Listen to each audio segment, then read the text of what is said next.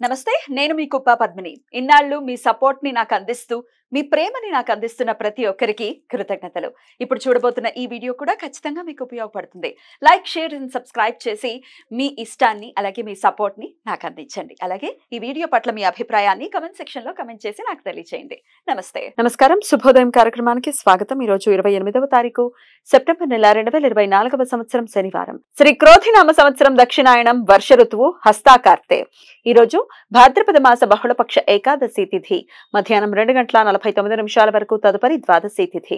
ఆశ్లేష నక్షత్రం రాత్రి 3:38 వరకు తదుపరి మఖ నక్షత్రం సిద్ధ యోగం రాత్రి 11:51 వరకు తదుపరి సాధ్య యోగం బాలవకరణం మధ్యాహ్నం 2:49 వరకు కౌలవ కరణం రాత్రి 3:45 వరకు తదుపరి తైతుల కరణం ఉంటాయి సూర్యుడు కన్యా రాశిలో హస్త నక్షత్రంలో సంచరిస్తున్నాడు చంద్రుడు కర్కాటక రాశిలో రాత్రి 3:38 వరకు తదుపరి సింహరాశిలో సంచరిస్తాడు నక్షత్ర వర్జం మధ్యాహ్నం 3:22 నుండి సాయంత్రం 5:07 వరకు అమృతకాలం రాత్రి 1:53 నుండి 3:38 వరకు హైదరాబాద్ ప్రాంతం వారికి సూర్యోదయం ఉదయం 6:06 సూర్యాస్తమయం సాయంత్రం 6:07 చంద్రోదయం రాత్రి 3:12 చంద్రాస్తమయం మధ్యాహ్నం 3:38 అభిజిత్ ముహూర్తం పగలు 11:43 నుండి మధ్యాహ్నం 12:31 వరకు దుర్ముహూర్తం ఉదయం 6:06 నుండి 7:42 వరకు రాహుకాలం ఉదయం 9:06 నుండి 10:36 వరకు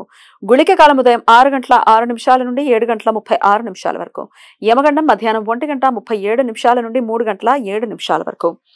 ఈరోజు ఇందిర ఏకాదశి విష్ణు భక్తులు ఈ రోజంతా ఉపవాసం ఉండి విష్ణుమూర్తికి తులసి దళాలతో పూజ చేస్తారు ఇందిర ఏకాదశి వ్రతం పితృపక్షాలలో వస్తుంది కాబట్టి పితృదేవతలకు మోక్ష ప్రాప్తి కలగడానికి ఆచరించే ఏకాదశి వ్రతం బ్రహ్మ వైవర్త పురాణం ప్రకారం ఇందిర ఏకాదశి వ్రతం ఆచరించిన వారికి అశ్వమేధ యాగం చేసినంత ఫలితం లభిస్తుంది అని నమ్మకం ఒకప్పుడు విష్ణుమూర్తికి పరమ భక్తుడైన ఇంద్రసేనుడు అనే రాజు ఉండేవాడు ఒకరోజు నారద మహర్షి రాజుగారిని కలిసి తన యమలోక పర్యటన వివరాలు వివరించారట యమలోకంలో నారదుడికి మోక్షం కోసం పరితపిస్తున్న రాజుగారి తండ్రి తారసపడి తన వ్యధను తన కుమారుడికి వివరించమని తన మోక్ష ప్రాప్తి కోసం కుమారుణ్ణి ఇందిర ఏకాదశి వ్రతం ఆచరించమని సలహా ఇవ్వమని నారద మహర్షిని వేడుకున్నాడట ఈ వృత్తాంతం తెలుసుకున్న ఇంద్రసేనుడు నారద మహర్షి సహాయంతో ఇందిర ఏకాదశి వ్రతం ఆచరించాడట వ్రత ఫలితంగా ఇంద్రసేనుని తండ్రికి మోక్షం లభించి విష్ణులోక ప్రాప్తి కలిగినది అని పురాణ కథనం ఈరోజు ఏకాదశి ఉపవాసం ఉన్న వారికి పారణ సమయం రేపు సూర్యోదయం నుండి